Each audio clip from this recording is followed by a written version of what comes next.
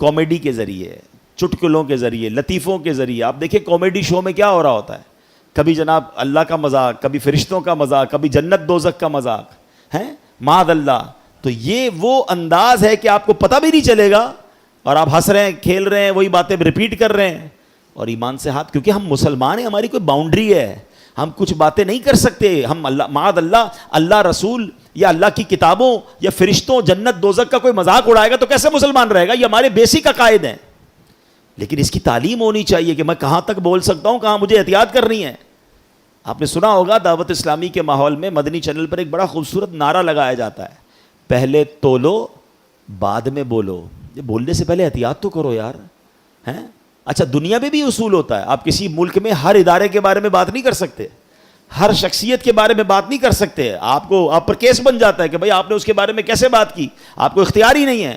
تو جب ممالک کے کچھ شخصیات یا کچھ اداروں پر بات کرنا منع ہو سکتا ہے, تو ہم جب ہم نے ایمان قبول کیا ہے تو اللہ پر, اللہ کے رسولوں پر, فرشتوں پر اور جو بھی ہمارے بیسکس ہیں ہم اس پر بات نہیں کر سکتے. معاذ اللہ اس کے اگینسٹ یا اس کی مذاق یا اس کی توہین کی بات نہیں ہو سکتی.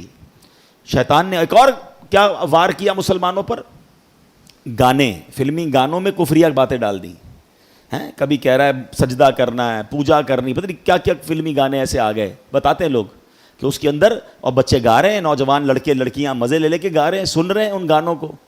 معاذ اللہ, یہی تو شیطان کی ٹریپ ہے. کسی طرح مسلمان ایسی بات کہے کہ وہ ایمان سے خارج ہو جائے. اچھا یہ تو چلے کہنا ہے نا, اب تو باقاعدہ سوشل میڈیا پر اور پھر جناب میڈیا پر آ کر کچھ لوگ اسلام کی انٹرپریٹیشن ہی ایسی کر رہے ہیں, قرآن و حدیث ہی ایسے بیان کر رہے ہیں کہ لوگ جناب ان کی باتیں سن کر پریشان بھی ہو رہے ہیں, فالو بھی کر رہے ہیں. ایسے بھی لوگ آگے جو اللہ سے دور, نبیوں سے دور, اولیاء صحابہ سے دور کرنے کی باتیں کر رہے ہیں. کہتے کیا ضرورت ہے علماء کرام کی, کیا ضرورت ہے اولیاء کرام کی باتیں سننے کی. اے پاک و ہند والوں مجھے ایک بات بتاؤ, ہم تک ایمان پہنچا کیسے ہے؟ یہ احسان ہے صحابہ کرام کا, پھر اولیاء کرام کا جو یہاں آئے اور جنہوں نے ہم سب کو مسلمان کیا, اور جناب آج کروڑوں مسلمان ہیں اور وہ کہتے ہیں ان کی بات ہی نہ سنو, ان سے فائدہ ہی کوئی نہیں ہوتا, اور لوگ سن رہے ہیں ان کو. طریقہ کیا ہے؟ طریقہ واردات سمجھو.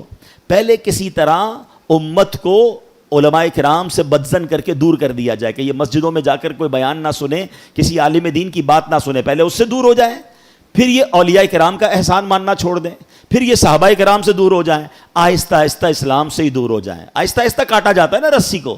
یہ پلان ہے, یہ سمجھیے گا, یہ باقاعدہ یوں سمجھیے شیطان نے پلانٹ کیے ہوئے لوگ. لیکن ہمیں بھی شوق ہے سب کی سننی ہے, نہ کرے ایسا. سننی اس کی ہے جس نے اللہ رسول کی سنی ہے, جس کے دل میں عشق رسول ہے, جس کا ایمان مضبوط ہے, جو کوالیفائڈ عالم دین یا مفتیان کرام ہیں. بھائی ہم اپنی بلڈنگ جو ہے کسی موچی سے تو نہیں بنواتے نا, ہم بلڈر سے بنواتے ہیں. ہم اپنا علاج کسی کسائی سے نہیں, ڈاکٹر سے کرواتے ہیں, جس کا جو کام کا ایکسپرٹ اس سے کرواتے ہیں. تو دین سیکھنا ہے تو جو دین سکھانے میں ایکسپرٹ ہیں, جنہوں نے یہ علم حاصل کیا ہے, ان سے سیکھیں اور اپنے ایمان کی فکر کیجئے.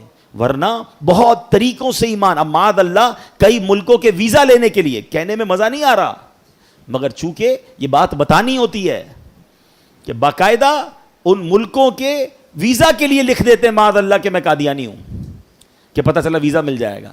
اپنا ایمان بیچ دیا.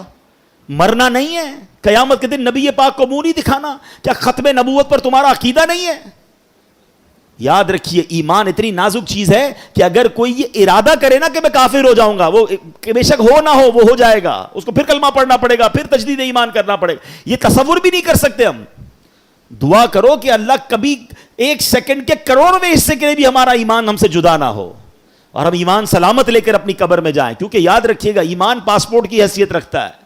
اگر آپ کے پاس ایمان ہی نہیں نا تو ساری نمازیں, روزے, حج, عمرے, سخاوتیں, زکوٰۃ سب زیرو ہو جائے گا. اگر ایمان ہے تو پھر انشاءاللہ آگے سارے معاملات آسان ہو جائیں گے.